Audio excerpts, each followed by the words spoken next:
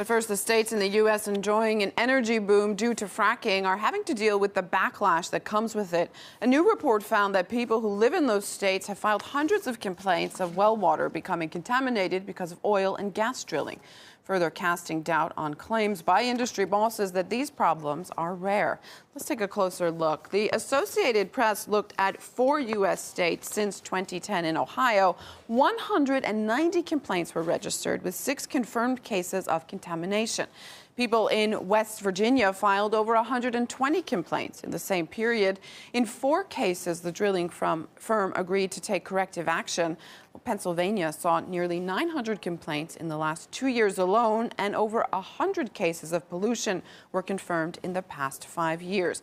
But the state of Texas is the clear leader in the number of people fed up with fracking. There's been 2,000 complaints, but authorities there insist not a single case of contamination has been confirmed.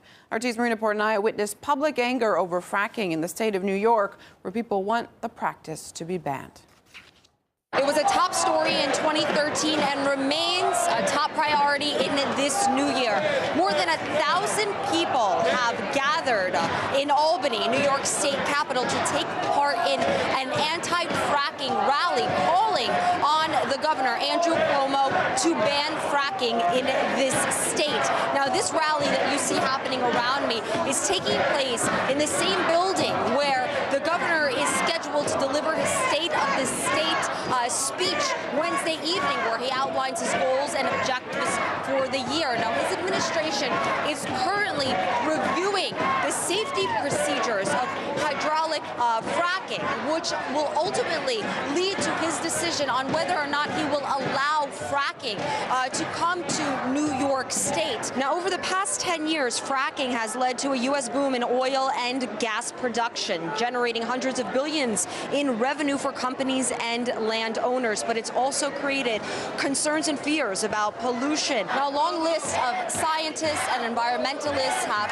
conducted studies and reports concluding that the chemicals used in fracking can lead to irreversible health dangers. Many of those that I spoke with say they've already seen cases, dangerous cases taking place in other states throughout the country, and they don't want to see those cases replicated where they live. Air contamination, high levels of radiation, earthquakes. The bottom line, this is an extreme, incredibly dirty form of extreme energy extraction, and it cannot have any place in New York State. I feel like the fracking companies have no heart.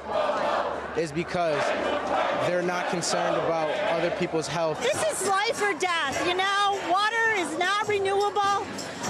We bring this fracking upstate New York, we're going to ruin our farmland. We need to move to renewable energy. It's the only way we're going to survive life on the planet in the next 20 or 30 years, because I don't know how long the Mother Earth's going to let us poke holes in the ground before she does something that gets rid of the problem. 4 states that have been nurturing the fracking energy boom are now seeing the dangerous consequences. According to the Associated Press, Pennsylvania, West Virginia, Ohio, and Texas received hundreds of complaints last year related to water pollution, and numerous cases were actually confirmed.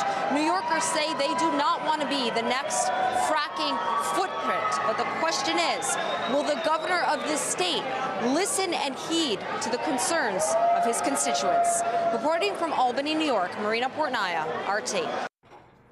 Well, fracking requires companies to pump chemicals into the ground to break apart rock and free the gas. Water can then return to the surface containing salt, heavy metals, and radiation, as well as causing air pollution.